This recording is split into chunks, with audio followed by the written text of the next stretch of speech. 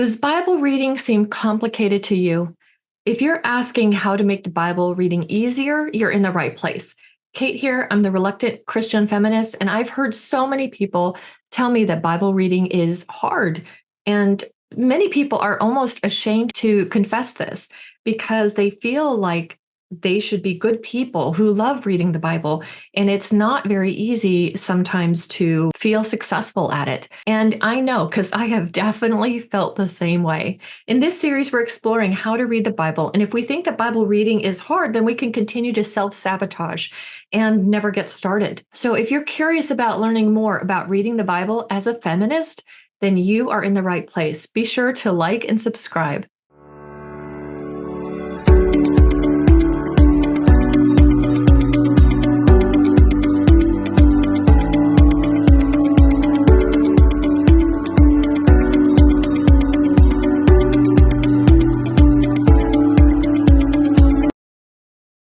Why does the Bible seem hard to read?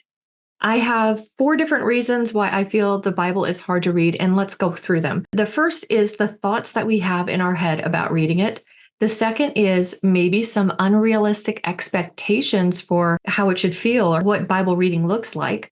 The third reason is maybe because of past trauma. And the fourth is lack of preparation. So let's dig into each one of them. The first is the thoughts that we have in our head. Because if we think that something is hard, we're going to continue to prove ourselves right about it. And part of the reasons that we think it's hard can relate to the other 3 reasons, but I want you to be mindful about what your thoughts are when it comes to reading the Bible. If your thoughts are full of guilt and like, I really should do it and I ought to like it and I really should have fun doing this and almost feel convicted or guilty anytime anybody else mentions reading the Bible, I'm ashamed to admit that I don't like it or I'm not consistent. Those thoughts are not helpful. So you might want to think about what are your thoughts saying about reading the Bible, and can you change them into something easier? Like remember the times when you were successful reading the Bible. Go back to the last time that you read it and what you got out of it. Remember the good parts because being a Christian is not always easy. We have plenty of stories in the Bible of people who struggled in their relationship with God, or they struggled through hardship. And they have good moments and we have bad moments. So just because you have bad moments reading the Bible doesn't mean that you're not a Christian. So let's go into these unrealistic expectations that we have. If you look at the Sermon on the Mount, Jesus goes and he talks about you can be the type of person who goes out in public places and prays these big, long prayers, and they're super repetitive, and they say all these wonderful, amazing things, and they do it because they want everyone to notice about how good they are at praying. And then Jesus says, when you pray, go into secret, go into private, and get with your Father in private, and there you'll be rewarded by your Father. Well, I feel the same way could be said about Bible reading. You'll hear a lot of people talk about how good they are at reading the Bible. They've got their Bible out and they open it with such flourish and they're like expounding on it in such fancy and flourishing ways. And if they're doing it so they can impress other people, then according to the Sermon on the Mount and the way Jesus said it, they got their reward. Everybody says, oh, what a great Bible reader they are. They got it. The expectation that God has for you is to go in secret. So go in secret. Open the Bible when you can. You don't need to flaunt it. You don't need to talk about what a great Bible reader you are. The unrealistic expectations that we have generally fall into a couple of categories. Like there's this unrealistic expectation that you need to read the Bible in a disciplined order. You need to read it like the one-year Bible. Those are fantastic. If you find them, that's great. You might find a Bible study or you might find a devotional and you do it in order, but that doesn't work for everybody. And if you want to be spontaneous and just open it where you are, or if you want to say, I'm going to read the Bible daily, but I'm going to do it at a time that's good for me or in the moment, you can do that. That's really cool. The thing is that it can be difficult to do it daily if you're going to be all over the place and you'll have to make decisions about it daily.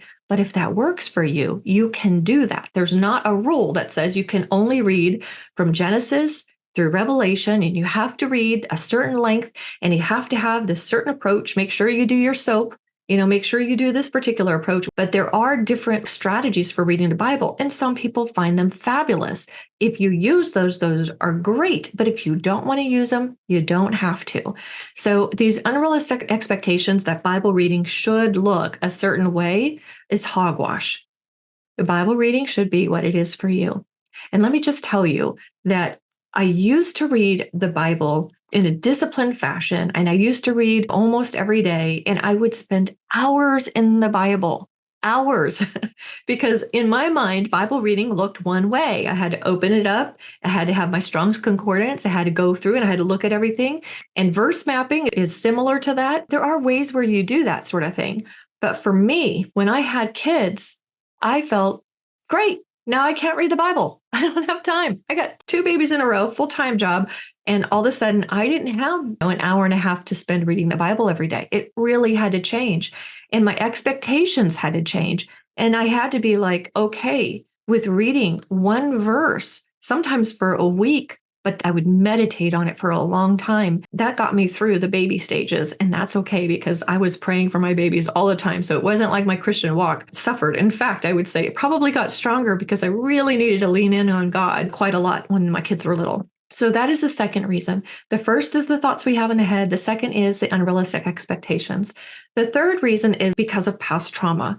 You may be like me, where you've been in a situation where people use the Bible to attack you. They use this Bible to show you how you needed to be a better Christian.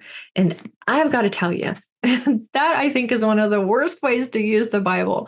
There's times when we need to have a conversation with somebody we love and be honest about what we see in their lives. There are times for that, but it shouldn't be in a judgmental fashion of you better get your act together, young lady, or else.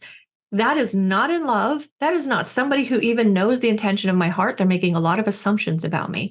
So if you've had experience where the Bible has been used against you, it can feel like, well, I don't want to go to the Bible. I love God. I've seen God work in my life. I want to be a good person, but the Bible is hard. There are parts of the Bible that are hard. And there are times when we need to hear hard words.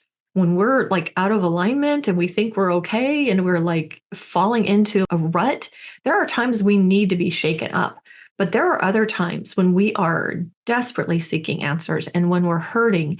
And that's when a lot of times people use the Bible to oh, here's a target for me. I can get more power by exerting my power over this person. I can exert my influence over this person. Sometimes when you're weak, you become a target for people who feel good about beating you up about it.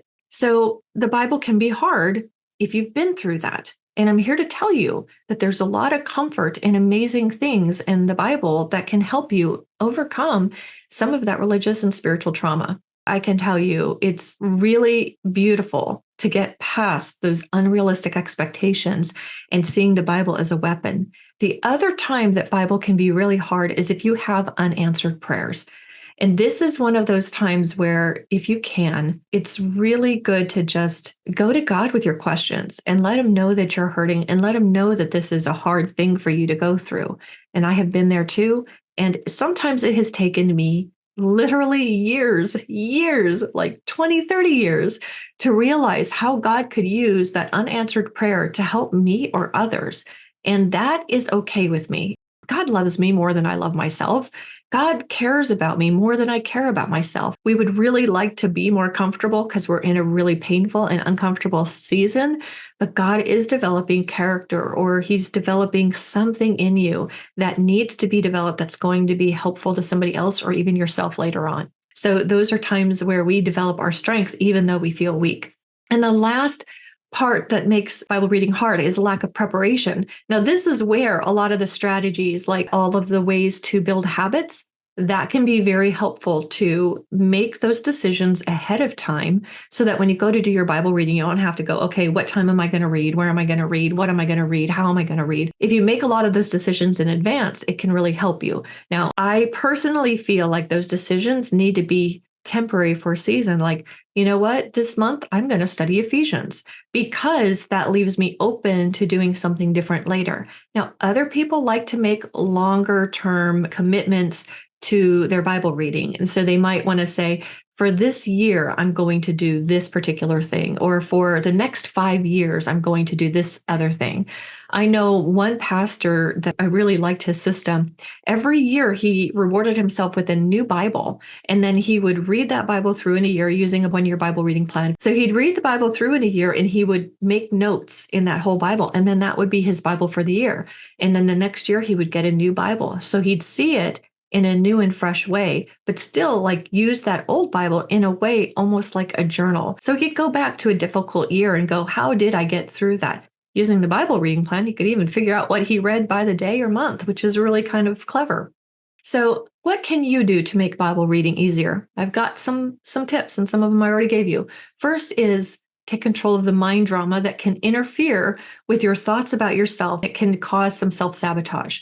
Number two, create your own expectations. What do you feel you can commit to? And that can really change based on what's going on in your life. I love the idea of getting up early and praying and reading the Bible.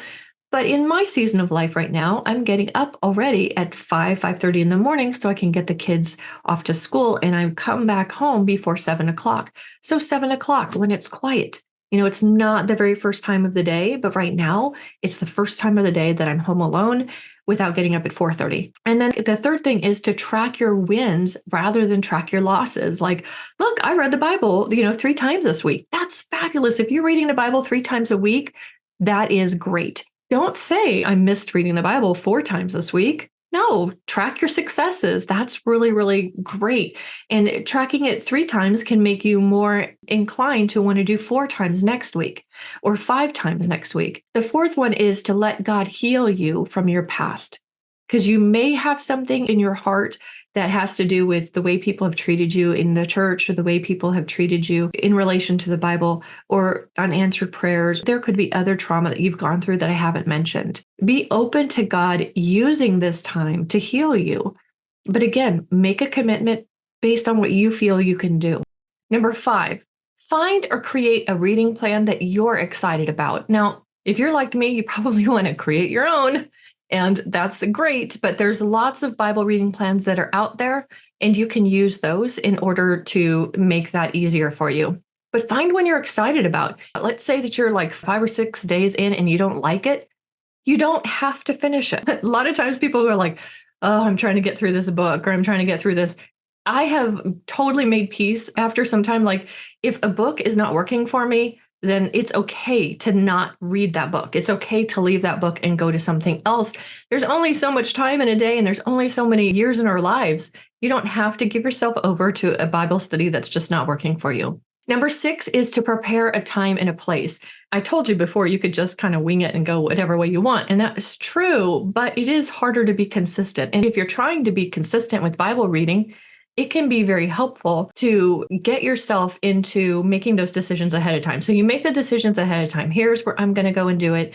Here's when I'm going to do it. I'm going to make sure that I have all the stuff that I need. So have your Bible there, your notebook, your pens, your devotional, whatever it is you're going to do, and then limit distractions with it. I personally love making something that is a treat. Everybody could get up and you could drink coffee, or you can drink like really good coffee. So I'm kind of one of those people who's like, if I'm going to do it, I want to do it so that I enjoy it. So can I make something that's beautiful, someplace where I wake up in the morning and I want to go and do it? Personally, I love reading the Bible at sunrise. I think it's so neat. It reminds me that God is present. I don't know why sunrise does that for me. Sunset too, but it's just so beautiful. And it's like, I'm enjoying this time with God. So I'll have my coffee or tea. I'll have my Bible. I really love these Bible reading pens. I'll probably like put a description of them, but these are the Z4 pens. They don't leak through. They come in beautiful colors. There's also a pink, but I don't have the pink right here. So these 4 plus the pink, and these are just great Bible markers. So I use these all the time to underline passages. So I read the Bible sometimes on my phone because it's so comfortable to sit in my chair and read on the thing. But if you put your phone on airplane mode, you won't get the distractions if you have the downloaded Bible. So you can read from that, and that is also great. Also, there's some online Bible reading plans too. So you don't even have to like purchase one that you don't like. You can use a free one that you can get from Bible.com app that actually has a bunch of devotionals in it. And then the seventh tip that I have is to connect Bible reading with something you already love doing. If you already love sitting down and watching the sunrise with a cup of coffee, or if you already like sitting down in your favorite chair, connect it to something that you love doing. So there's that positive connection between Bible reading and doing that other beautiful thing. And that also helps with habits if it's something that you do on a regular basis. That is 7 tips for how you can make Bible reading easy instead of difficult.